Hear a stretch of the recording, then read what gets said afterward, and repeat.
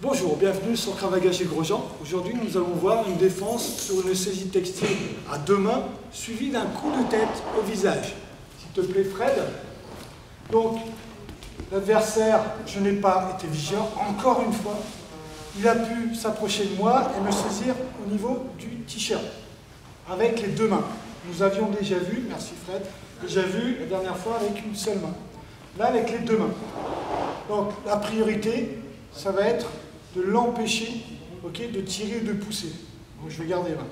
Mais le problème qui se pose souvent, c'est qu'en saisissant, il peut envisager un coup de tête, et on verra peut-être dans une vidéo future, un coup de genou. D'accord? Là, on va passer directement sur le coup de tête. Donc, le visage est ouvert, il a pris une saisie, donc il se sent fort. Donc, moi, je vais rajouter un coude. C'est-à-dire que je vais me protéger le plus vite possible le coude. Et aussi le bas-ventre. Pour éventuellement un coup de genou plus tard. Je préfère recevoir un coup de genou dans la cuisse que dans le bas-ventre. Donc là, on va partir directement sur le coup de tête. Il envoie le coup de tête. N'oublions pas que le coude est une partie le plus dure du corps avec le talon. Donc il va venir s'empaler, que ce soit avec le front, le nez, l'œil ou le visage, dans le coude. C'est un geste défensif, ce n'est pas moi qui l'ai frappé, c'est lui.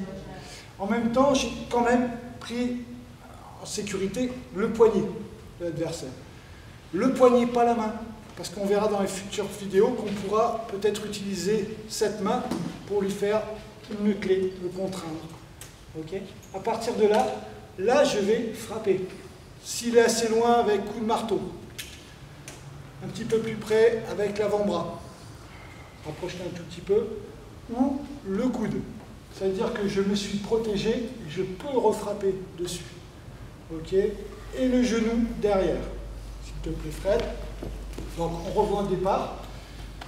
Il vient me saisir. Je me protège. Et à partir de là, s'il est assez près, je peux rendre un coup de coude.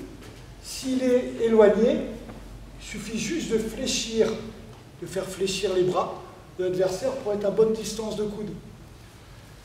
Je me protège sur le coup de tête, je fléchis, coude, genou, pied, et j'enchaîne des frappes. 1, 2, 3, 4, 5, 6, 7. Tout doucement. 1, protection, 2, fléchis, 3, je frappe, 4, et j'enchaîne.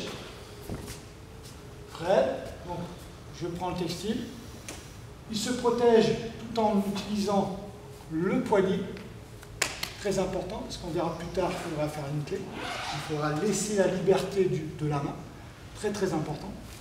Il se protège, si je viens donner un coup de tête, c'est moi qui vais avoir mal, si je ne donne pas le coup de tête, il vient fléchir les bras, voilà, pour donner soit l'avant-bras, soit le coude, soit le marteau, partie génitale, soit avec le pied, soit le genou, selon la distance.